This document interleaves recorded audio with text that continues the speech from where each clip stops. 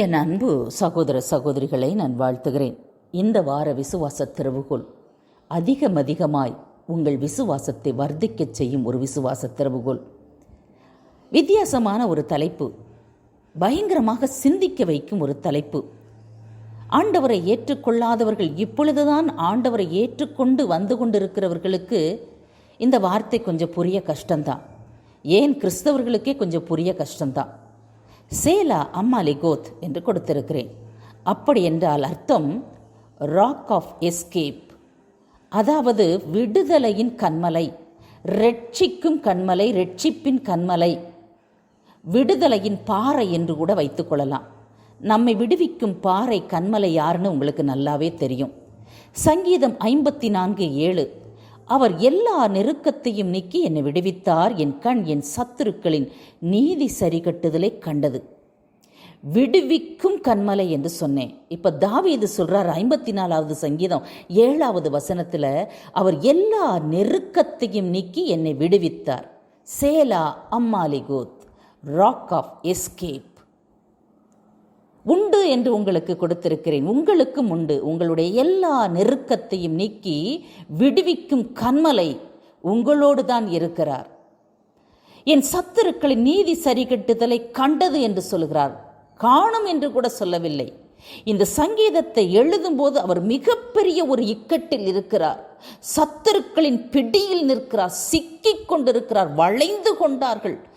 ஆனாலும் தப்பிக்க வழியே இல்லை. அவசர உதவிக்கு ஒரு ஜெபம் பண்றாரு. சங்கீதம் 54 அவசர உதவினா ஒரு மிக மிக அவசர உதவி. மிக ஒரு மரணத்தின் பள்ளத்தாக்கில் நின்று கொண்டிருக்கிறார். எங்கேயும் திரும்ப முடியாது, ஓட முடியாது, ஒளிய முடியாது. சுத்தி சத்துருக்கள் சிங்க கூட்டம் போல நடுவுல ஒரு ஆடு நின்றுட்டு சுத்தி சிங்க கூட்டம் நிற்குமே, அந்த மாதிரி நின்று கொண்டிருக்கிறார். இந்த நேரத்தில் தான் அவசர உதவிக்கு ஆண்டவரை நோக்கி ஒரு ஜெபம் பண்றாரு. இந்த rock of escape selah Hammahlekoth விடுதலை செய்தாரா செய்யவில்லையா என்பதுதான் கர்த்தருடைய வார்த்தை. ஒரு காட்டுக்குள்ள ஈசா என்பவனுக்கு 8வது மகனாக பிறந்து 7 பிள்ளைகளும் சுகபோகமாக வாழுதுங்க வீட்டில். பெற்றோரால் நிராகரிக்கப்பட்டு அவரே சொல்லும்போது சொல்லுகிறார் தாவீது, நான் தங்கும் வீட்டில் ஒரு பரதேசியைப் போல இருக்கிறேன். என் தகப்பனும் என் தாயும் கைவிட்டாலும் கர்த்தர் என்னை சேர்த்துக் கொள்வார். ஒரு காட்டுக்குள்ள அனாதையைப் போல ஆடு மேய்த்துக் கொண்டிருந்த ஒரு செல்வ சீமானனோட மகன், கடைசி மகன், செல்ல மகனாக இருக்க வேண்டியவன் வேலைக்காரனைப் போல கரவலாடுகளின் பின்னாக அலைந்து கொண்டிருக்கிறான். இந்த சூழ்நிலையில அந்த காட்டுக்குள்ள அவன் சும்மா இருந்ததில்லை. சங்கீதங்கள், ஆண்டவரை குறித்து சங்கீதங்கள் பாடினான். வில்வித்த தெரியுங்க, நல்ல கல்லையை வச்சு அடிக்க தெரியும். ஆனாலும் காக்காவோ குருவியோ அங்கு வேட்டையாடி கொண்டு அவன் சும்மா இருக்கவில்லை. ஆடுகளையும் நன்றாக கவனித்தான். தன் பொறுப்பிலையும் உண்மையாக இருந்தான். கர்த்தருக்கு உண்மையாக இருந்தான். பல பாடல்களை, சங்கீதங்களை காட்டுக்குள்ளிலிருந்து இசைத்து பாடிய ஒரு வாலிபன். ஆண்டவர் அவனை வெளியே கொண்டு வந்து வெளி உலகத்துக்கு காட்ட விரும்பினாரு. இந்த சூழ்நிலையில தான் சாமுவேல் இடம் ஆண்டவர் சொல்லி, எண்ணெயினால் சத்துருக்களுக்கு முன்பதாக ஒரு பந்தியை ஆயத்தப்படுத்தி எண்ணெயால் அபிஷேகம் செய்தார். சத்துருக்கள் குடும்பத்தார் தான் பிரியமானவர்களே. இப்போ புது சத்துருவும் வருது. யோசிச்சு பாருங்களேன். கோலியாத், பெலிஸ்தியன், ராட்சதன். சவுல் அப்பொழுது ராஜாவாக இருக்கிறார். எதிர்த்து நிற்கிறான். யாரும் முன்வரவில்லை அந்த கோலியாத்தை எதிர்ப்பதற்கு. ஏனென்றால் அவன் அவ்வளவு படைபலம் என்று சொல்வதை விட பயங்கரமான ஒரு யுத்த வீரன். பாருங்களேன், அவனை எதிர்க்க யாருக்கும் தைரியம் இல்லை. ஏன் சவுலின் கூட்டத்திற்கும். இந்த சூழ்நிலையில இந்த பொடியன் முன்னாடி வந்து ஆண்டவருக்காக வைராக்கியமாய் நின்று, தன் ஜனங்களுக்காக வைராக்கியமாய் நின்று, பயந்தாங்கோழியாக இருந்த சவுலுக்காக அவன் போய் முன்பே நின்று வெற்றி காண்கிறான். கோலியாத்தை வெல்கிறான். இப்பந்தாங்க வேண ஆரம்பிக்குது, பொறாம வருது சவுலுக்கு. ஏன்னா என்ன பாடுறாங்க தெரியுமா? சவுல் கொன்றது 1000, தாவீது கொன்றது 10000 என்று ஸ்திரீகள் எல்லாம் பாடத் தொடங்கின உடனே பொறாம வந்துருச்சு. துரத்த ஆரம்பிக்கிறாங்க. காடு காடா மலை மலையாக அலைந்து திரிகிறார். இவர் நன்மை செய்தவர்களெல்லாம் இவருக்கு விரோதமாகத்தான் இருக்கிறார்கள். சவுல் ஒரு பயந்தாங்கொழியாக இருந்தான். அவனுக்கு நன்மை செய்ய போய் இப்ப துரத்தப்படுகிறான் கொலை செய்வதற்காக. ஆட்களை வைத்து துரத்தி கொண்டே இருக்கிறான் பாருங்களேன். இந்த சூழ்நிலையில 1 சாமுவேல் 23 எடுத்து வைத்துக் கொள்ளுங்கள். 24வது வசனம். அப்பொழுது அவர்கள் எழுந்து சவுலுக்கு முன்னாலே சீப் ஊருக்கு போனார்கள். தாவீதும் அவன் மனுஷரும் எஷிமோனுக்கு தெற்கான அந்த வெளியான மாகோன் வனாந்தரத்தில் இருந்தார்கள். இந்த சூழ்நிலையில் இந்த சீப் ஊரார் சவுலுக்கு போய் சொல்லி கொடுக்கறாங்க, இங்க தான் தாவீது இருக்கிறாரு, நீங்க பிடிச்சுக்கோங்க. இந்த சீப்பூரார் சவுலின் கைகளில் எவ்வளவு நன்மை வாங்கியவர்கள் தெரியுமா? யோசித்து பாருங்களேன். முதுகிலேயே குத்துகிறார்கள், காட்டி கொடுக்கிறார்கள். இந்த சீப்பூராரை என்ன சொல்லலாம் தெரியுமா?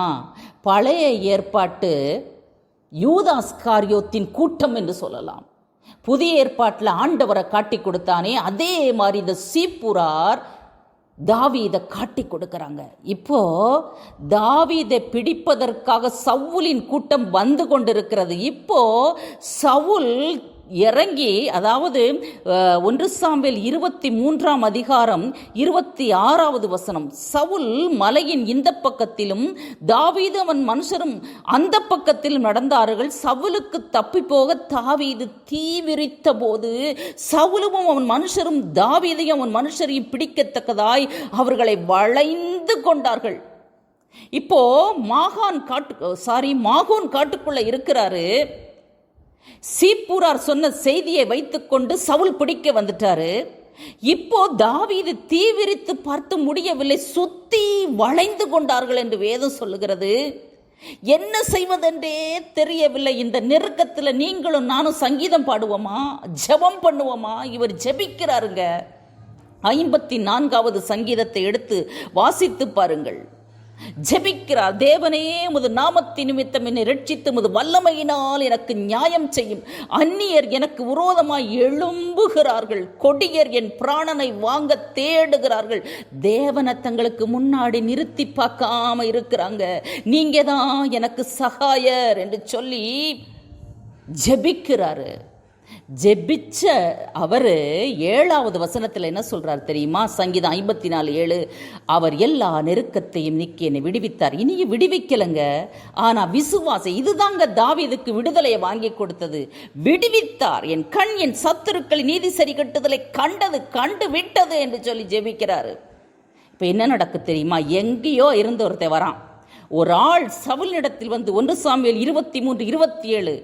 அந்த சமயத்தில் ஒரு ஆள் சவுலினிடத்தில் வந்து, நீர் சீக்கிரமாய் வாரும், பெலிஸ்தர் தேசத்தின் மேல் படையெடுத்து வந்து விட்டார்கள் என்று சொல்லுகிறான். வந்திருக்கிறார்கள் என்று சொல்லுகிறான். எல்லாத்தையும் போட்ட மாதிரி போட்டுட்டு தாவீதை வளைந்ததெல்லாம் விட்டுட்டு ஓடுன்னு ஓடுறான் பாருங்க சவுல். இப்போ தாவீது அழகா எஸ்கேப் ஆகி போயிட்டாரு. அரணிப்பான இடத்துல, நிம்மதியான இடத்துல அவர் போயிட்டாரு. ஒன்று புரிஞ்சுக்கோங்க, ஆண்டவர் உங்களை ரட்சிக்க வேண்டுமென்றால் சத்துருக்களை திசை திருப்புவார். எப்படி அழகா திசை திருப்புனாரு பார்த்தீங்களா? 1 சாமுவேல் 23:28 சொல்லுகிறது. அதனால் சவுல் தாவீதை பின்தொடர்கிறதை விட்டு திரும்பி பெலிஸ்தரை எதிர்க்கும்படி போனான். அதனால் அவ்விடத்துக்கு சேலா அம்மாலிகோத் என்று பெயரிட்டார்கள். திருப்பி அனுப்பிட்டாரு. அவனுக்கு எதிராய் சத்துருவை அனுப்பி சவுலை திசை திருப்பி அனுப்பிய ஆண்டவர், ரட்சிக்கும் ஆண்டவர், தாவீதை ரட்சித்த ஆண்டவர். சேலா அம்மாலிகோத் என்றால் இப்பொழுது உங்களுக்கு நன்றாக புரிந்திருக்கும். பாருங்களேன், ராக் ஆஃப் எஸ்கேப் ஆயிட்டாருங்க. உங்க வாழ்க்கையிலும் இதே போல சீப்புரார் இருப்பாங்க, முதுகுல குத்துறவங்க இருப்பாங்க, சவுலை போல நன்மை செய்து தீமை செய்கிறவர் இருப்பாங்க, பொறாமைக்காரர்கள் இருப்பாங்க, குடும்பத்தாரே உங்களை உதாசீனம் செய்கிறவர்கள் இருப்பாங்க. அவங்க மத்தியில தேவன் உங்களை விடுதலை செய்யும் கன்மலையாக இருக்கிறார், விடுவிக்கும் ரட்சிக்கும் பாறையாக இருக்கிறார். விசுவாச திறவுகோல். நீங்களும் சொல்லலாமே, சேலா அம்மாலிகோத் என்னோடு கூட